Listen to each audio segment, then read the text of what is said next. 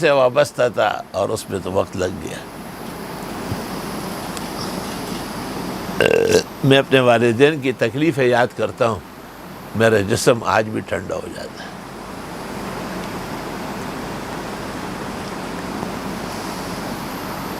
ایک واقعہ میں نے اور ان کا دیکھا ہے، اور یہ آپ لوگوں کو علیحدہ علیحدہ سمجھنا چاہیے۔ وہ یہ کہ ایک نکاح ہم نے پڑھا، اس میں مزمل بھائی تحریر بھی لکھ رہے تھے اور گواہ بھی تھے، اور ان کے اپنے والد ذوالفقار نام تھا، وہ وکیل تھے، اور ان کے ماموں ابراہیم اور دو اور ساتھی وہ گواہان تھے، اور دوسری طرف سے جو دولہا تھا حاجی جمعہ، وہ ایران کا بہت بڑا بزنس مین تھا۔ بلا شبہ اس کی عمر زیادہ تھی اور وہ لڑکی کی عمر کم تھی، لیکن ہمارا نکاح تو ہو جاتا ہے۔ میں نے نکاح پڑھا، نکاح پڑھنے کے بعد پھر ان میں غلبلی مچ گئی۔ جنرل ضیاء نیشنل اسٹیڈیم میں آیا، وہ لڑکی ان کی گاڑی کے آگے لیٹ گئی۔ آپ نے گورنر عباسی کو کہا شہر میں کیا ہو رہا ہے؟ تمام عدالتیں اور تمام ایجنسیاں میرے پیچھے پڑ گئی کہ آپ رجسٹر لے آئے۔ میں جاتا تھا، بیانات دیتا تھا، پھر جاتا تھا۔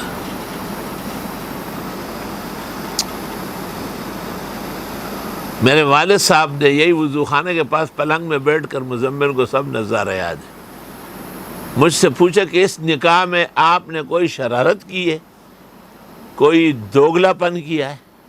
میں نے کہا نہیں بابا، بالکل صحیح نکاح ہے، گلی میں ہوا ہے، دنیا موجود تھی، لیکن ان لوگوں کے آپس میں تعلق خراب ہو گئے، اور یہ اب پیسوں کے لیے لڑکی کو کسی اور قوم کو دینا چاہتے ہیں، اور جب پہلا نکاح موجود ہو دوسرا نکاح ہو ہی نہیں سکتا۔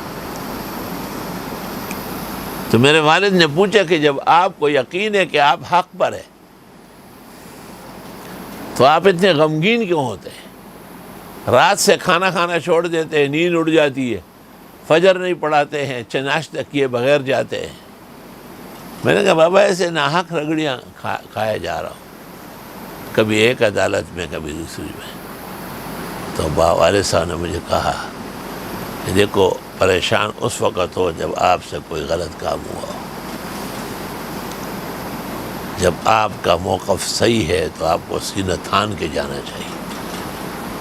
رہ گئی تکالیف تو ہم نے عالموں سے سنا ہے کہ اس کا بھی اجر ملے گا، اور اگر تکالیف سے اتنا ڈرنا تھا اور اتنا بچنا تھا تو آپ کو علمی کام نہیں کرنا تھا، کیونکہ علماء دین تو ہر فتنے، ہر فساد، ہر شیطان کے ساتھ مقابلے میں ہوتے ہیں۔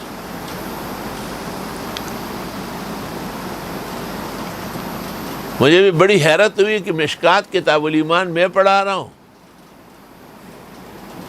اور ایمان کی برکات و عنایات اور مؤکدات میں سمجھاتا ہوں، اور یہ میرے والد جو الف سے با پڑھے ہوئے نہیں ہے، اس کو کتاب الایمان کا مغز سمجھ میں آیا ہے۔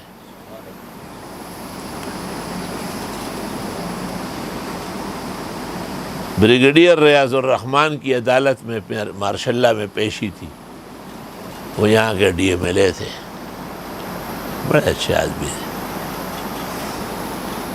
اور میں جا رہا تھا تو راستے میں یہاں ایک خالد محمود نام کا لڑکا تھا اورمڑوں کا، اور ان کے جو بڑے تھے نا، چائے چچا، تایا ماموں، وہ سب جنرل ضیاء کے رینک کے تھے، خود بھی وہ آرمی میں تھا۔ اس نے اچانک مجھے دیکھا کرتا شلوار میں، اور مجھے کہا کہاں چتا دئی جی بھائی یہ کیس ہونے دے، یہ کم جائے گی؟ میں ماشاء اللہ عدالت کی ہاں تصویر تو ادھر کی ذرا دو۔ میں وہیں کھڑا رہا، وہ گھر گئے اور انہوں نے فوجی لباس پہنا، پٹے وٹے لگائے، اور ایک اچھی بڑی لمبی گاڑی نکالی، اور مجھے کہا بیٹھے۔ میں بیٹھ گیا۔ گاڑی جب یہ جیتری کے سٹاپ پہ پہنچ گئی تو مجھے کہا اب مجھے الف سے یا تک قصہ سناؤ۔ میں نے سارا قصہ ان کو بے تفصیل سنایا۔ جب ہم وہاں چلے گئے تو مجھے اس نے کہا بس آپ بیٹھے ادھر، جو کچھ تکلیف آپ کی ہے وہ آج آئندہ نہیں ہوگی۔ اور وہ اندر گئے، بریگیڈیئر ریاض الرحمان ہو، میجر مشتاق ہو، میجر اعظمی ہو،